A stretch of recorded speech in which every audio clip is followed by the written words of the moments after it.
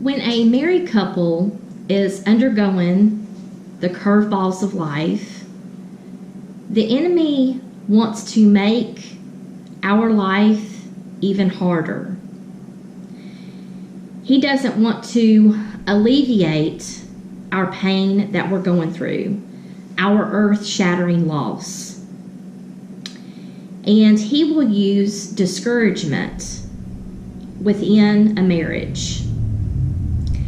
We are going to look today at a married couple in the Bible who went through a lot of curveballs all in one day. Horrific losses. We're going to look today at the story of not just Job, but Job and Job's wife. So stay tuned.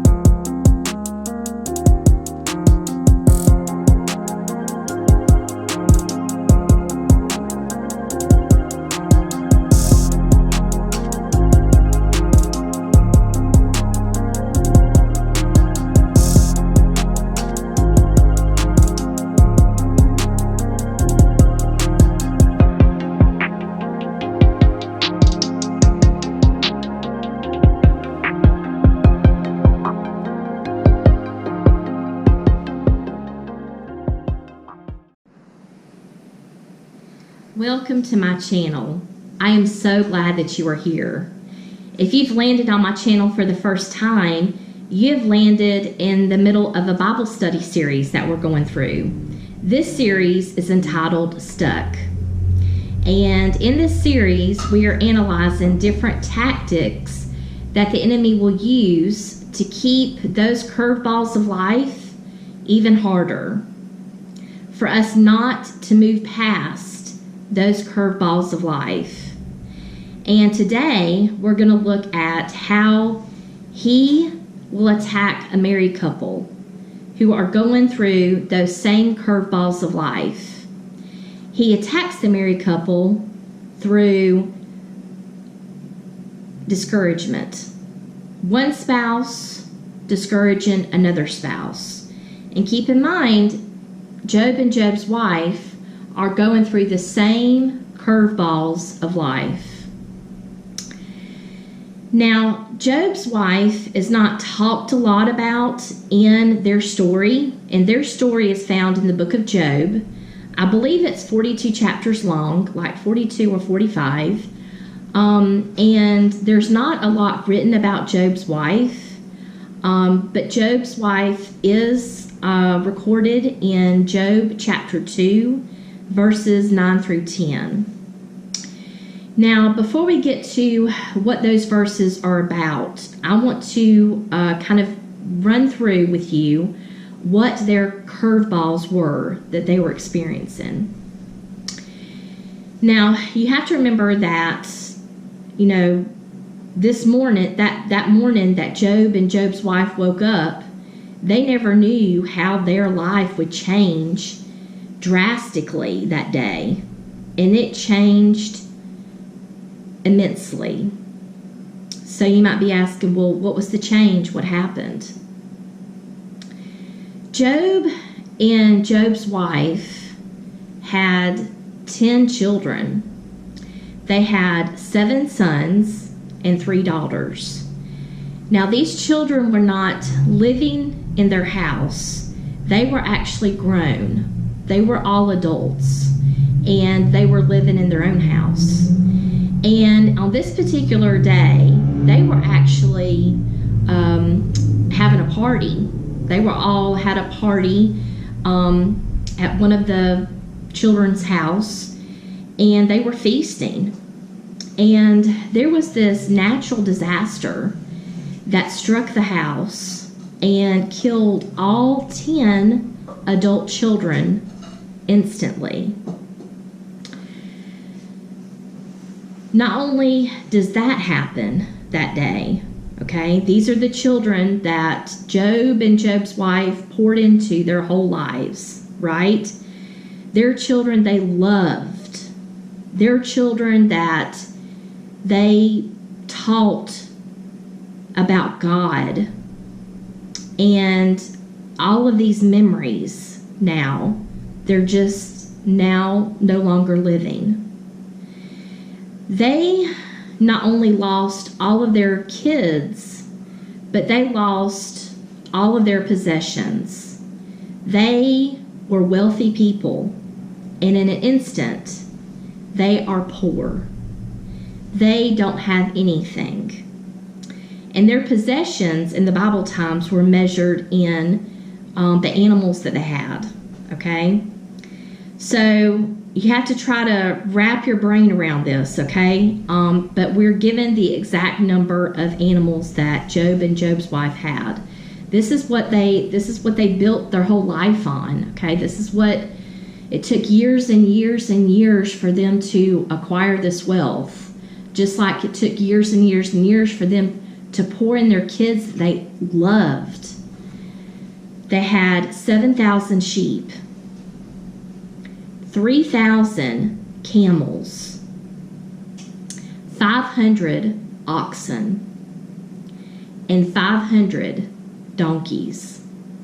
I can't even imagine, trying to process that of what that would look like on, if you're looking at the land and the animals, how many that would be.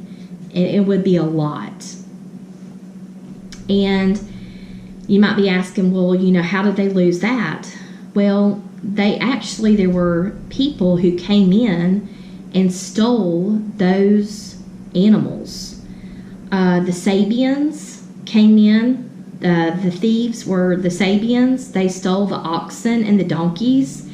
And so you got to be thinking about, well, what happened to the people, their servants who were tending to all these animals. All of these servants were killed that day. And then you had another group of thieves that came in the same day and stole their camels and the servants, all the servants that tended to the camels. And these were the Chaldeans.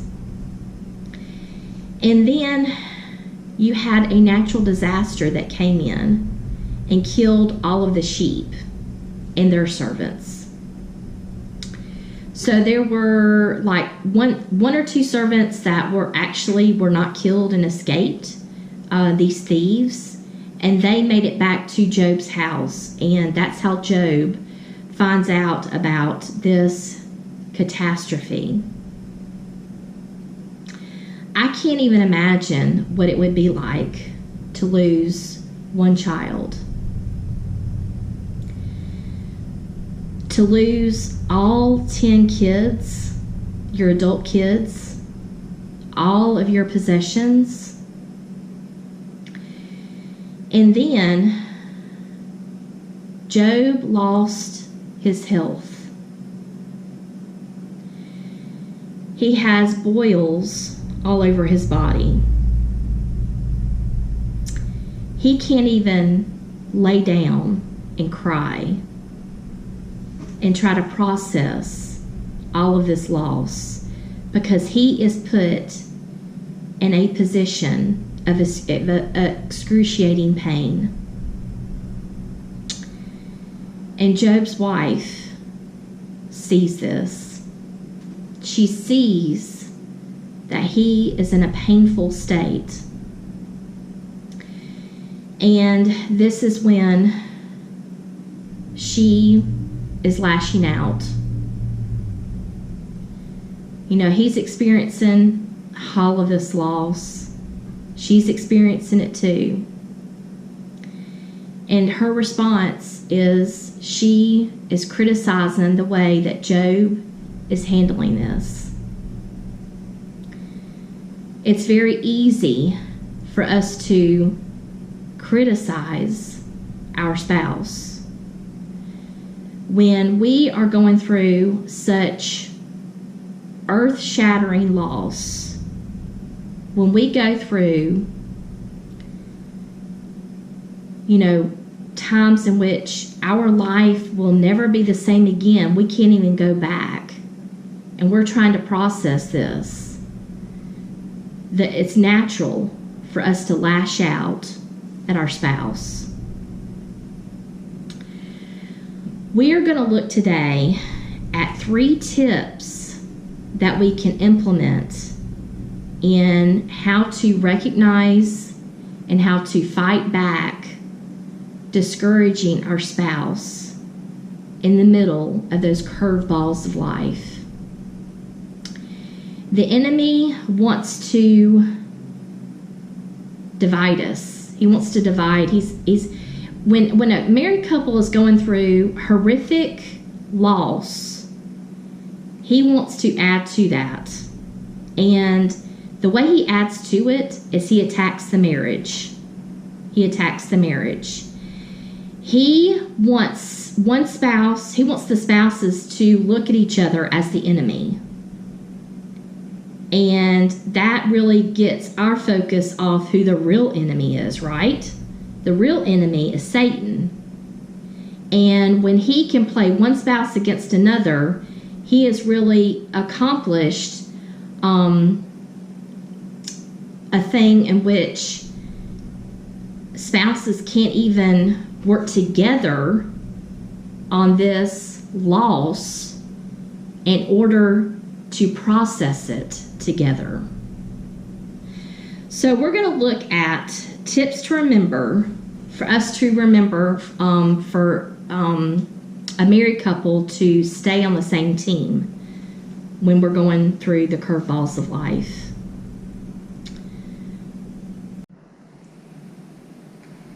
The first tip to remember that you and your spouse are on the same team.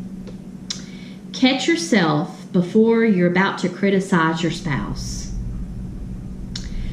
Remember that the enemy is trying to take away your team player and going through the same curveballs of life.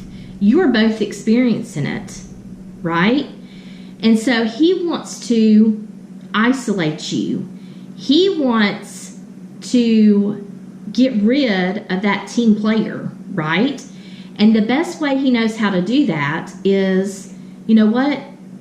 I want her or I want him to discourage the other. And that way I can break them up. I can not allow them to go through these curveballs of life together. I'm going to isolate them. I'm not going to allow them to be a team working through this horrific change. You know, because your team, whatever your last name is, right?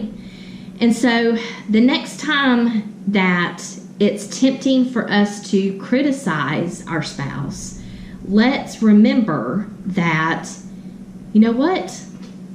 I'm actually going against my team player. I'm believing that my team player is the enemy. And you know what? Your team player is not the enemy. The enemy is Satan. And he always wants us to, he'll derail us, he'll get our minds off of who the real enemy is, and he'll try to play one of us against the other. The second tip to remember is be creative in showing affection towards your spouse. Job was going through the loss of his health. He was in excruciating pain.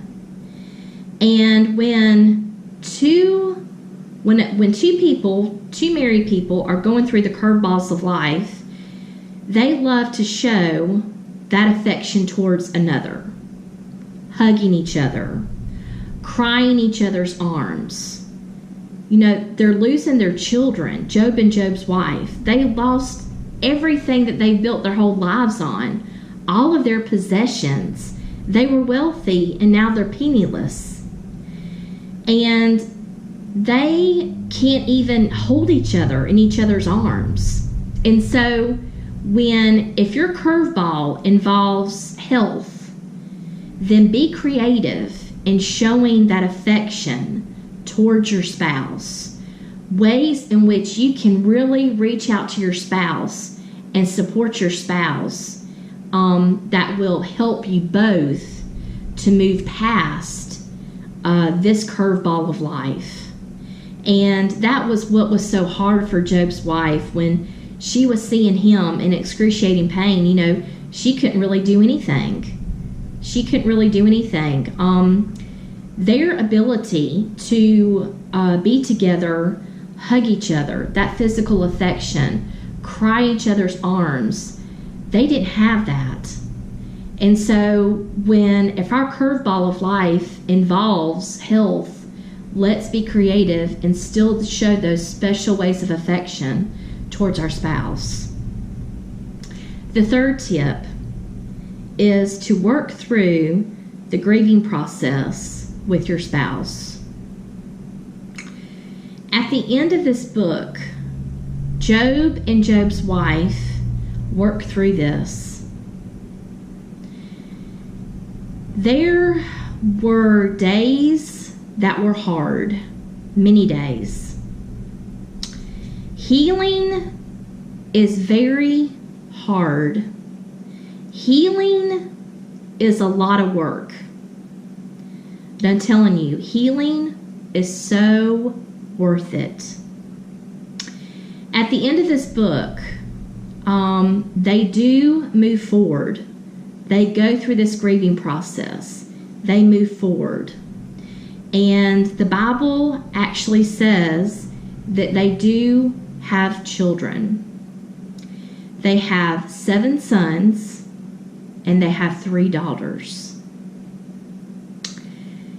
They kept one foot in front of the other. You know, we are given how many actual animals that they had at the end, and it gives us the exact number. So when you're looking at the number of sheep, the number of camels, the number of oxen, the number of donkeys, all of those numbers are double what they had in the first couple of chapters. And you know, when this happens, it's not like God magically did this, right? This shows you that Job and his wife moved forward.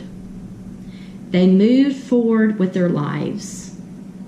They worked. They doing a lot of cleaving to our Heavenly Father and moving forward, because this doesn't just naturally happen, right? The grieving process, the hurt doesn't naturally go away, right? We have to work at that. And there are so many ways that you can, move forward with your spouse, work through that grieving process. If there are programs at your church, I encourage you to get plugged into those programs. There are books that you can read with your spouse to move past this. Counseling, there's so many wonderful counselors that you can go to with your spouse and work through this process. And we're living in such a social media age, and this is wonderful because we can really connect with those who have been through the same losses that we have been through, right? We love to hear from people who have been through the trenches like we've been through. We love to hear encouragement from those people that have been through what we've been through. So I encourage you to work, to really do a lot of research and find people out there that have been through the same losses, challenges, curveballs of life that you have, because we all love to hear from our people, right? We all love to hear from people who have been through it, because they have the words, they have the tools to help and to propel us forward. And so when you think about, the ending of Job and Job's wife, it's an ending that's hopeful. It's an ending that, there was probably discouragement in the beginning with Job's wife, but she moved past that. Her and her husband, Job, worked through this, and they moved forward with their life. They didn't say, you know what, this is the end. this is the end. They moved forward, they worked through that hurt, and they kept moving forward with their life. So before we start using discouragement with our spouse when we go through horrific curveballs of life, let's implement these 3 tips. Let's recognize that, you know what? The enemy is trying to divide this team up, right? And he's not going to do this. I'm on to him. And I'm going to fight him, and I'm not going to fight my spouse. That is my spiritual food for you to munch on the rest of the week. I can't wait to see you next time.